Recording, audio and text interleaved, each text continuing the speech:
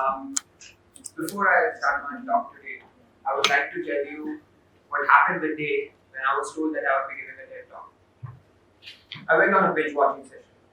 I went on YouTube, scrolled like hundreds of videos, and I saw talks on motivation, on personal growth, gained insights about things I barely knew anything about. And by the end of it, I was a learned man who realized just one thing. No one has ever shared their Goa story on a TED platform before. That is what I'll be doing today, sharing my Goa story. An interesting but a very, very strange thing.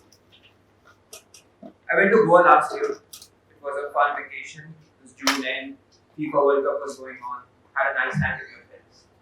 Just 3 months after the vacation, one morning, I woke up to this message from a girl on my Instagram.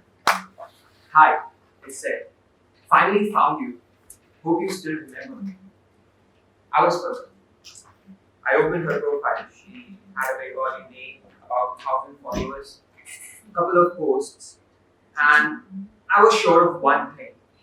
I had never seen that woman before in my life.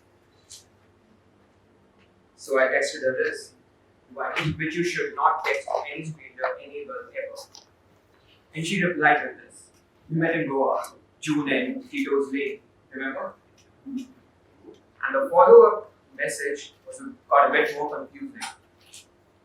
You came with your friends and you went in the third group to say you were staggering each other at the club. That thing did indeed happen.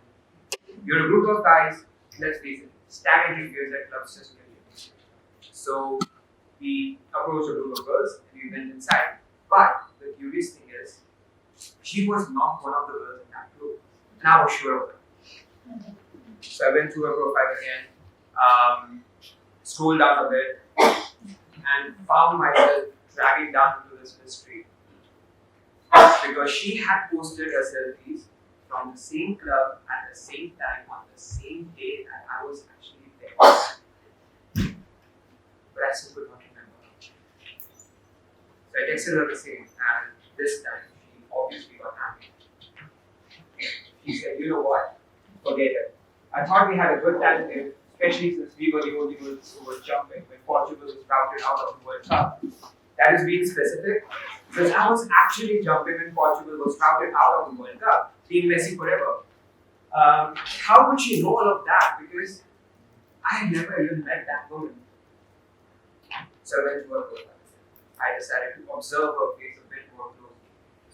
She had this long, dark brown hair, cleanly parting off in the middle of her head, falling down on her shoulders, bouncing off, falling all the way back. She had these angular eyebrows, the amazing lips, the petite nose, and the most amazing hazel-colored eyes in the world. She was a woman no man could ever forget.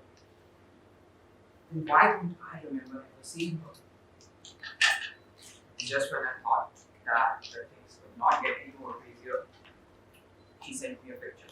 It was a selfie, a bit hazy. She was making a pout face. Behind her were a group of guys who were dancing. One of them was me. How could you meet someone but never ever remember meeting her? That is the biggest mystery of my life. I'll solve the mystery for you guys and tell you the truth. The truth is that she was never there. The truth is that she was never at the club. The truth is she was never even in Goa. In fact, the truth is that she does not even exist.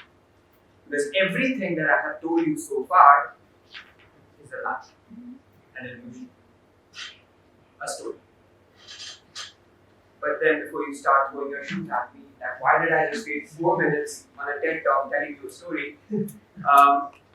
This little game that I churned out in my head, one board warning, which when I had nothing to binge watch, I posted it online on Quora. And within a few hours, it had over 150,000 views. One little story in your head, click a button, and it goes viral.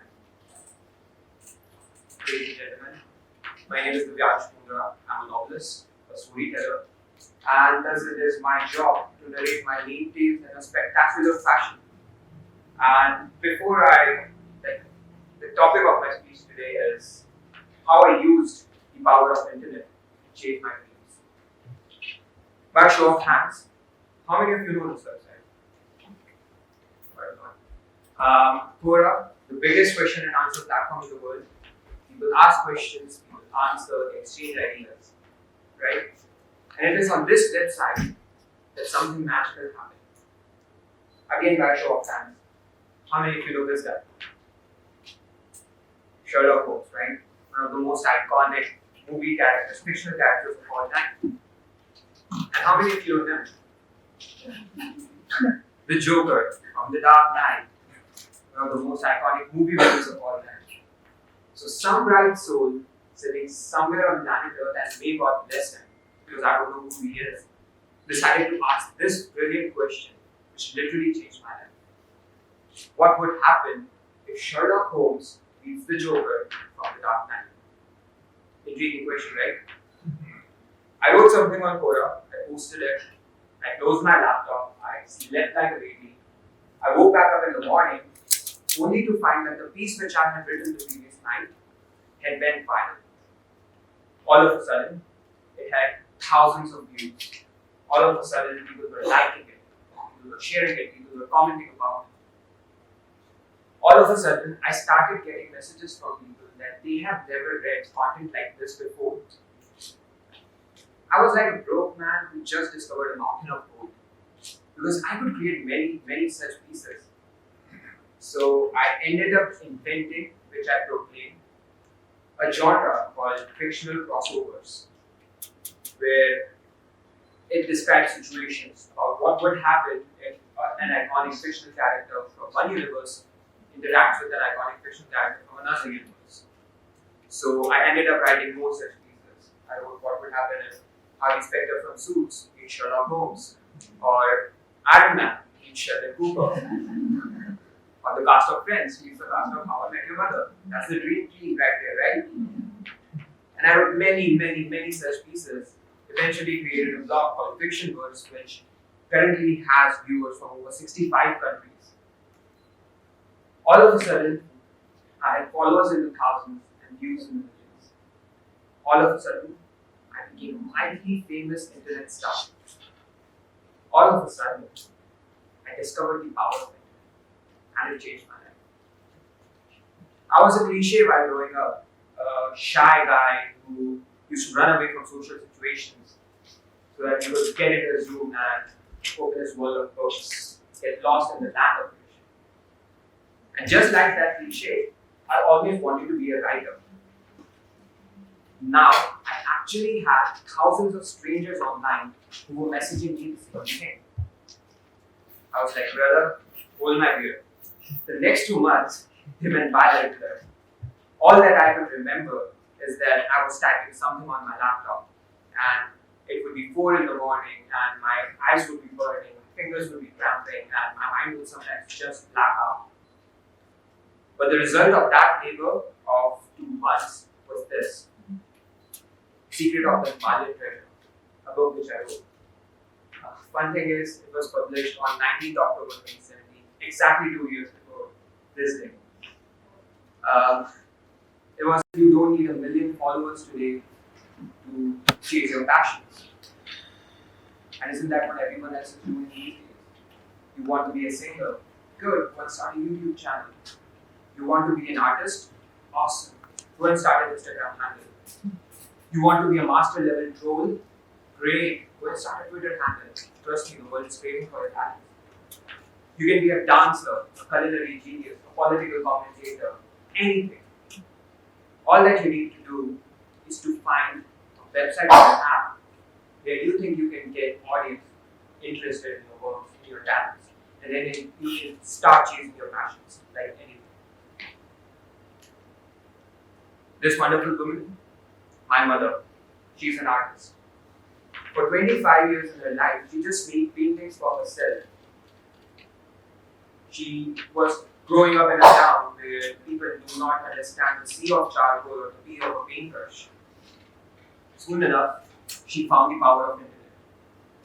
A couple of years ago, she started interacting with online art galleries and she started taking pictures of her paintings and uploading them on the internet.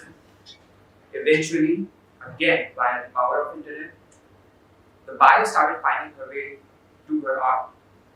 Today, she has exhibited in cities like Paris and Jakarta. She has held solo exhibitions in some of the finest art galleries in the country. She made her art then, and she made her art now. All that has changed is that she discovered the power of internet, and it changed everything. I really like this word, viral. Just like a disease, something crawls its way across people's phones, and before you know it, your content is actually infected millions of. One viral post turned to several. The first 10 likes turned to 10,000. 2,500 views turned to 25 million. 2,500 views turned to 25 million. With the biggest media company over here. In just 3 years, I went from being a guy with some stories in his head to actually sharing those stories with millions of people. Ladies and gentlemen, the power of